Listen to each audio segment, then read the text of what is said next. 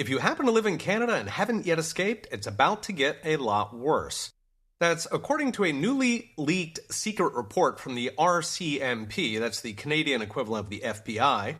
They warn that Canada's quality of life will, quote, deteriorate further in the next few years, writing that, quote, the coming period of recession will accelerate the decline in living standards, in particular for the young.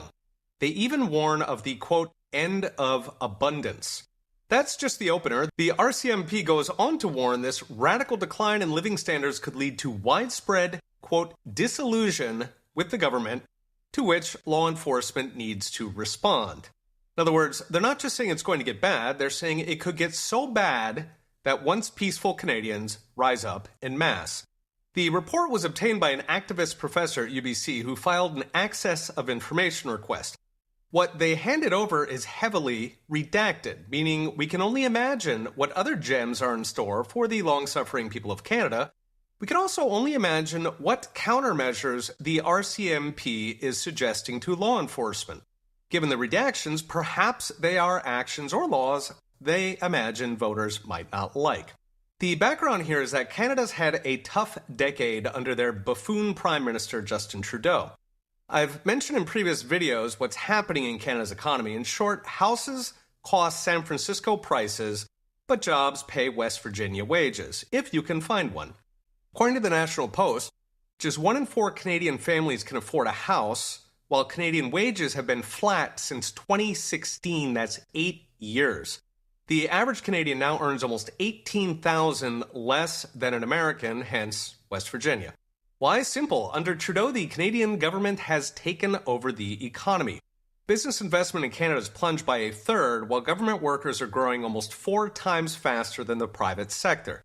1 in 5 Canadians now work for the government, so they presumably vote to make it bigger, and they earn 30% more than the tax-paying suckers who foot the bill, who, by the way, on average, fork over half of their salary.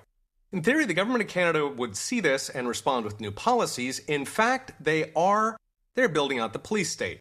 From the authoritarian crackdown on the truckers back in 2022 to a new so-called online hate bill that would throw you in jail, potentially for life, if a judge thinks you said something racist or transphobic on Facebook. Now, that might give a hint of what's in all those redacted pages about how law enforcement might address the end of abundance. So what's next? Brought to you by Unchained.com. Canada's next election might not be for another year and a half. In Canada's system, the date is at Justin Trudeau's pleasure. Conservative apple muncher Pierre Poilievre is ahead in the polls, one reason Trudeau might want to wait. And Pierre is base enough to at least stop things getting worse, but of course Canada's state-run media from the CBC on down are working Pierre the way our own loyal state media worked Trump. Either way, a year and a half is a long time for things to get worse, and it's a long time for baby Doc Trudeau to impose whatever creative solutions the RCMP is hiding from voters. Okay, we'll be watching. See you next time.